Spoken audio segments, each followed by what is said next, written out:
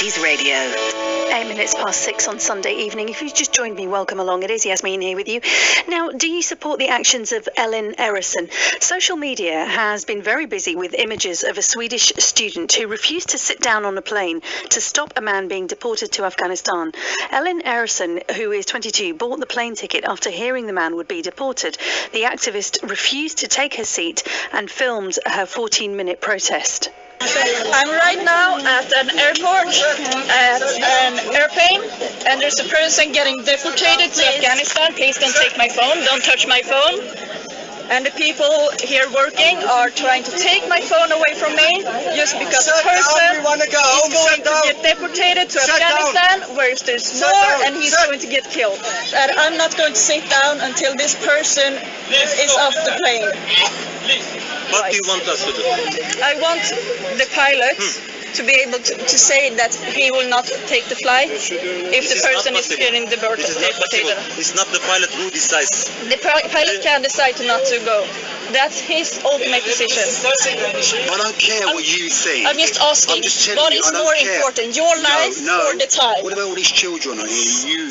You are frightening. Turn your phone off. Don't take my phone. Thank you. So, an English guy just got really angry and he stole my phone, but the flight attendant was really nice and took it back for me and gave it back.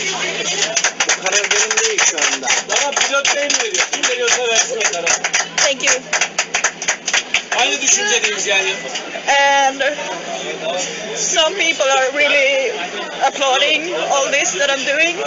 We open the door, both you and that passenger will not fly, okay? Okay, can I go at the back to you see him go down? Can I go back out of that? Just a minute, there is the officers. Let us know what's the procedure. Yes, okay? I want to see him go out, so can I go back? I understand what you want to do, but the important thing is the rules, right? Yes, can I go on that side and go down on that side? Yes? Sorry.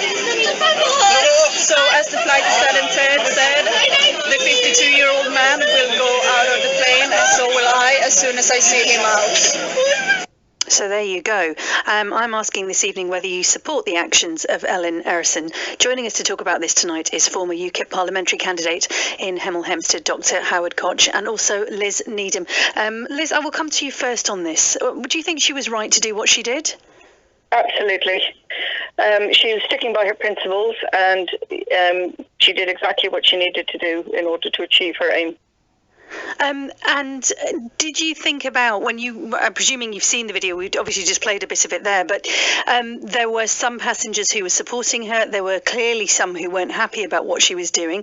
What do you think about doing a protest when you're affecting that many people around you? Well, if you're going to stick to your principles, you have to do it, whether or not people around you agree with it. It doesn't matter whether people agree with your principles or not. If it's your principles, you have to do it. Let me bring in Dr. Howard Koch at this moment. Good evening to you, Howard. Good evening. Hello. So Liz is saying that this is a woman who stood by her principles and did what she had to do. There's an act of civil disobedience, which is anarchy. I can't believe that the Swedish authorities, the judiciary, didn't have a full and fair hearing for this person. His human rights were upheld all the way through, and the result of that was whatever. I don't know why he was being deported, but he was being deported. And if you're not happy with your country's law process, that's reasonable. Obviously, a lot of us are not happy with what happened in our own country, but you go about it by due process, by changing it by the process of whatever legal process there is in that country. But you can also change processes by protesting peacefully if you want to. Yes, that's true. You can have a peaceful protest. I would argue that this wasn't. This was actual civil disobedience on a civil aircraft. And on an aircraft, you don't really. You're not having a protest. You're actually causing action. I would think there's an aspect of criminality there. Liz Needham. Liz, I should have said your title. You're the founder of the St Albans for Refugees group. Civil disobedience, if it's on an aircraft and there's hundreds of people around you? It was a peaceful protest, and while some people may have been inconvenienced, nobody was hurt. It's known that the Swedish centre-left party are tightening up on immigration rules just to appease voters in the upcoming elections due to the rise of the far right in Sweden and around Europe. So the regulations around deportations have been tightened up because of this, and it is not safe for somebody to be deported to Afghanistan. I know that the Swedish authorities have said that any attacks by the Taliban are currently on military targets, but it's only January that there were nearly 100 people killed, civilians killed in a bomb attack. It's not a safe place to deport people. It's not a safe place to deport people, but if he shouldn't have been in the country in the first place, why cause that inconvenience? He was claiming asylum. He claimed asylum.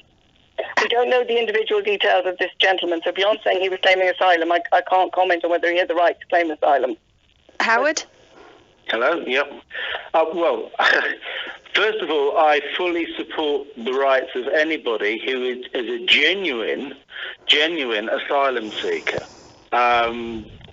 That's only right and fair, and but I don't know. We have no idea of why this person was being deported. And if we don't know, how does this young lady who was on the aeroplane know? We don't know. To be fair, Dr. Howard, she was actually there to protest a different person who was supposed to be deported on that plane, and that was actually switched at the last minute. So we don't know the details of the gentleman that she had removed from the plane, but she may have known the details of the chap who was supposed to be on the plane. Right. So this person who did their peaceful protest was protesting and had somebody who was being deported removed from the aircraft, but not the actual original person who was meant to be. So the person she could have been protesting against could have been guilty of some horrendous crimes, which is why they were actually being deported in the first place. We don't know that. We don't know that, do we? No, we don't know that. But you're saying to me now that they switched the people at the last moment, and she actually got somebody removed from the aeroplane and not deported at that moment. And Liz, we don't know what has happened sort of since then, but there's a chance that her protest in the long run might not have made a huge amount of difference, because what it did in the short run is get him taken off the plane, but delay a lot of people as well.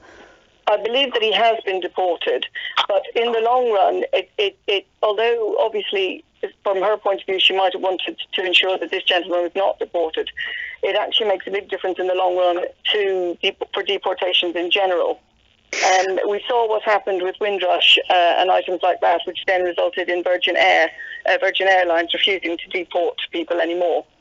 So in the long run, these protests do have an effect. Well, I wonder if people listening agree with you and support the actions of Ellen Erison. If you want to pick up the phone and join in the conversation, it's 08081 008800. That's 08081 008800. Ed is on the line in Corby. Hello, Ed. Hello there. How are you doing? I'm good, thank you. What did you make of what this young lady did? The lady on the plane, or yes, the woman on the plane. The woman on the plane. Totally disagree with it. Total disregard for anybody else. This is the trouble. You see, this is what these do-gooders do. They bulldoze their way through anybody's privacy and everything, so because they don't care they don't care about anybody else apart from what their narrow-minded thinking. Okay, now this guy, he's been deported for a reason, because he wasn't allowed in the country. Okay, now if someone walked in my house tonight and they're not allowed in my house, they're trespassing. So they should be gone, okay? And they would be gone. Simple as that. Now, I think that what should happen here is I understand he's been deported. That's a good thing. That's a good thing. That's marvellous. Now, what they should do now is come down hard on this woman, arrest her, charge her, right, bring her before the courts, and put her in prison for a lengthy time that should make an example of her. So two things then, Ed, I'm wondering. One is, should we have a care what and where we're deporting people to? Yeah. Shouldn't we have a care about what circumstances and where we're deporting people to? No. He's obviously come from... Did he come from Afghanistan? If they're going back to a situation where they might get killed, would you not care? No, I don't know. No, I don't care. I've got no worries about it whatsoever. Why? They shouldn't be in the country. So They should not that's be in the very. country. You've They're got no trespassing. value on another human life there. No, they shouldn't be in the country. No. Okay. He made that choice. He made that choice to go into that country and trespass. That's what he's doing. He's trespassing. He made that choice. If he's seeking asylum and in a position of desperation, is there no responsibility on wherever he lands to try and help a fellow human being out? They did. The sound of it, they did try and help him. He went through the process. It was rejected, and he's out. Simple as that. Ed, thank you. I'll come back to Liz. Liz Needham, founder of the St Albans for Refugees group. I would just like to know if Ed found a victim of assault on his own doorstep, would he invite them in and call the police, or would he just leave them outside to be continually assaulted? I think Ed's gone now, but I'll bring in